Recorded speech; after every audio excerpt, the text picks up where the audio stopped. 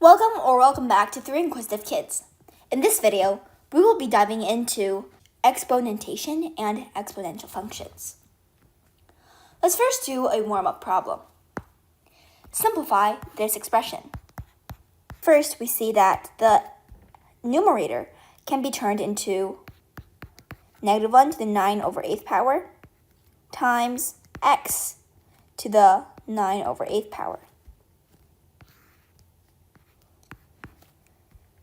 The -1 to the 9/8 power is the same thing as -1 to the 9th power, and then you take the 8th root of that. And when we have x to the 9/8 power divided by x to the 1th power, it's the same thing as saying x to the 9/8 minus 1th power. Looking at our -1 term, we see that our answer is -1. And our second term is equal to x to the 1/8 power. So our answer is negative x under the root of 8. Now let's do a practice on exponential functions. We have the function f of x is equal to a to the x minus 2 power plus 6. And what is the key point that this graph passes through? So let's first go to our basics function. F of x is equal to a to the x power. In this graph, when x is equal to 0, f of x is always equal to 1. So the graph will look something like this if a is a positive integer. Now looking at our transformed function, we see that we have x minus 2, which means that we have shifted to the right 2 units. And we have a plus 6. So we're adding 6 to the entire function, which means we are moving up, shifting up by 6 units. So this key point we have here also goes through the same changes. It goes to the right by 2, and it goes up by 6.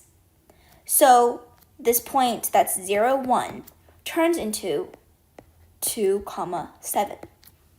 So 2, 7 is the key point that this graph passes through. Now let's do another problem about exponential functions. We are given that the function 1 over a to the x power plus 1 plus k is odd. It's an odd function. So what is k? We're trying to find the value of this constant.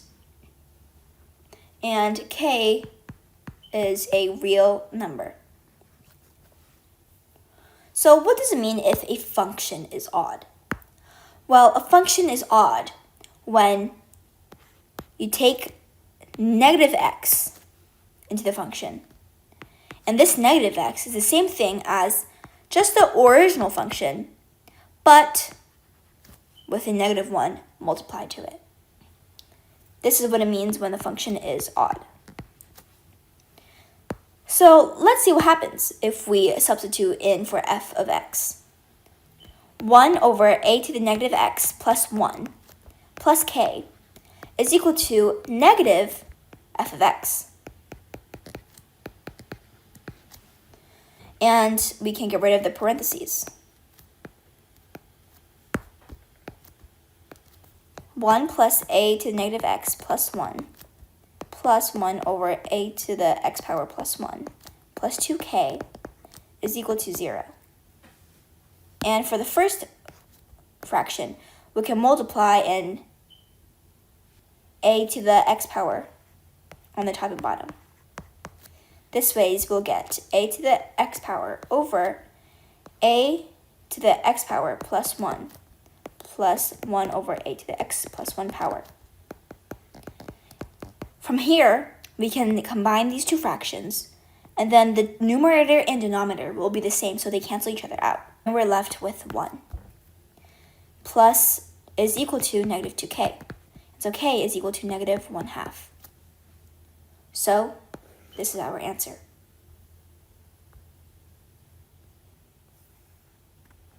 We know that f of x is equal to a to the power of x, and a is positive and not equal to 1.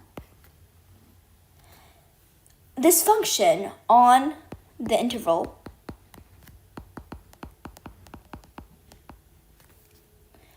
from 1 to 2 inclusive, the max value and the minimum value have a difference of a over 2. What is a?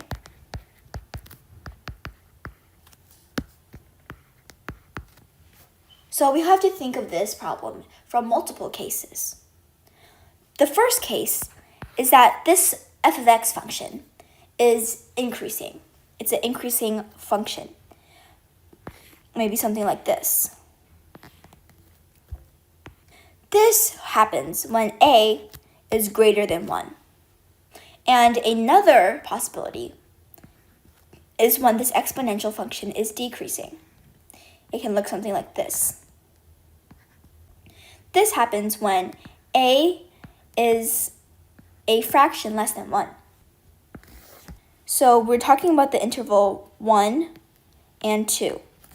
Clearly, we see that from this interval, the maximum value of f of x is here. And the minimum value is here. So the maximum value minus the minimum value, we have a difference of a over 2. This is the same thing as a to the power of 2 minus a is equal to a over 2. So 2 times a to the squared minus 2a is equal to a. And 2a squared minus 3a is equal to 0. So 2a minus 3 is equal to 0. And so a is equal to 3 over 2. Now, what about the second scenario? We have 2 and 1. I'll get rid of the y-axis so it's easier to see. Here, the maximum value is when we have f of 1. And the minimum value, the smaller one, is f of 2. Their difference is a over 2. So a minus a squared is equal to a over 2. 2a minus 2a squared is equal to a. 2a squared is equal to a. So 2a is equal to 1. A would be equal to 1/2. As you can see, we have 2 answers of what a can be. And we solved for this through thinking about 2 different scenarios. Our next problem is, given the function f of x is equal to a to the x power over 1 plus a to the x power, we need to find the domain of this expression. Right now, we see that the 2 expressions inside these floor symbols are very similar. So let's say that g of x is equal to f of x minus 2. This way we can give f of x minus 2 a name. And what if we had g of negative x? How can we compare those? F of x is equal to a to the x power over 1 plus a to the x power minus 1/2. And for g of the negative x power, we have a to the negative x power over 1 plus a to the negative x power. When we multiply a to the x power on the top and bottom of the first fraction, we get 1 over a to the x power plus 1 minus 1/2. And it can be simplified into 1 minus 1 over a to the x power plus 1 minus 1/2. This is the same thing as 1/2 minus 1 over a to the x power plus 1. When we compare the results of g of x and g of negative x, we see that they are the complete negative inverses of each other, which means that our conclusion can be g of x is equal to g of negative x, which means that g of x is even. It's an even function. Now, let's first go back to the original problem. Some of you might have been wondering what these weird bracket signs mean. Well, this means floor.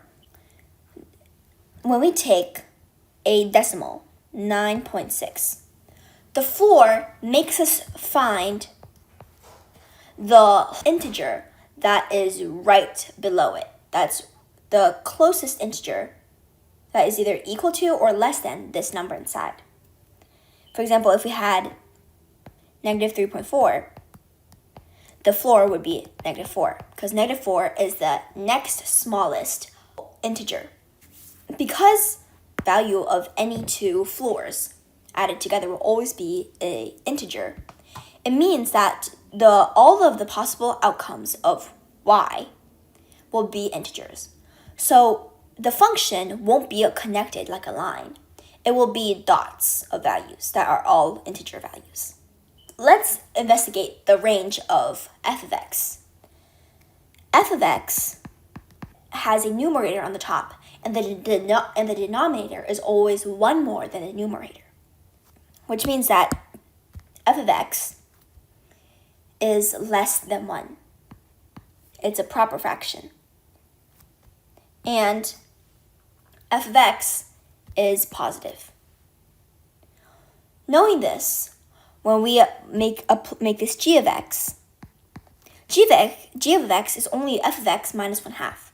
So we have to minus 1/2 on all three sides. Here is the range for g of x. So now let's think about g of x in 3 different sections.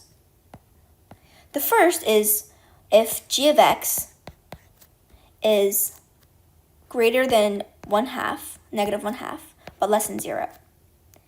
And then the second situation is when g of x is equal to 0. And the third situation is when g of x is between 0 and positive 1/2.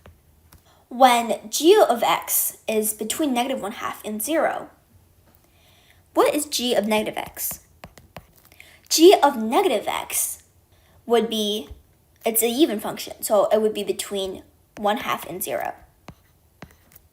And looking at our problem, we're trying to find the sum of the floors of g of negative x and g of x. So in this case, g of negative x, if the value is between 0 and 1/2, the floor of it, which means the next smallest integer of g of negative x, would be 0.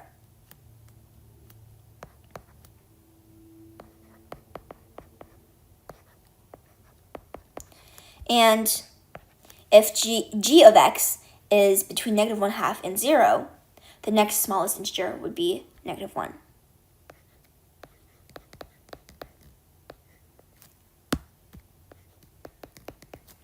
And what if when g of x is equal to 0?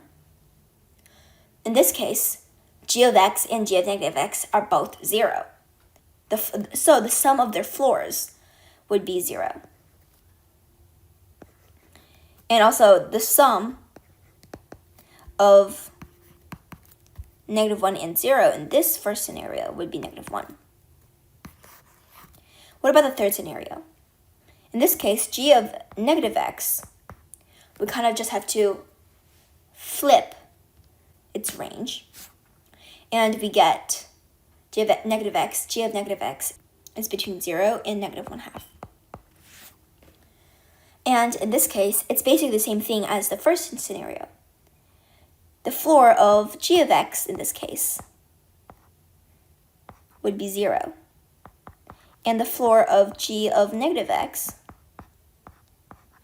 would be negative 1. And the sum of these two floors, y, would be equal to negative 1.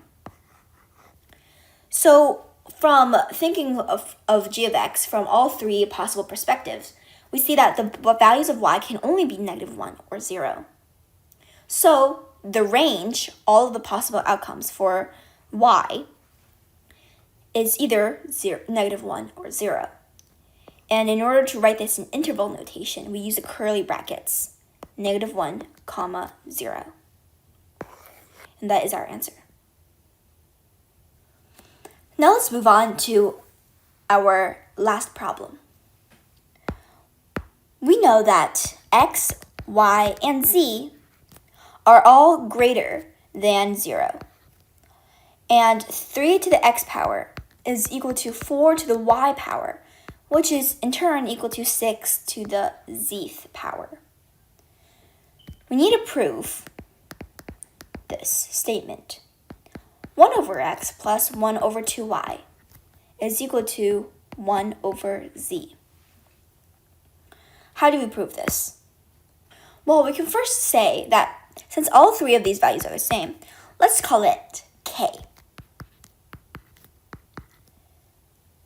3 would, written in terms of k, would be equal to k to the 1 over x power. 4 is equal to k to the 1 over y power. And 6 is equal to k to the 1 over zth power. And we know that 3 times 2 is equal to 6. This is a multiplication fact. But we can rewrite this and change it up.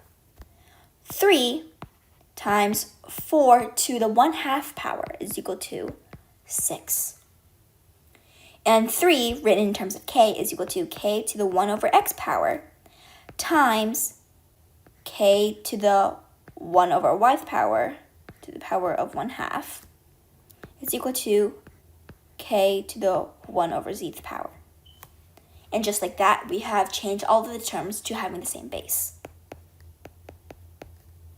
K to the 1 over x power times k to the 1 over 2y power is equal to k to the 1 over zth power.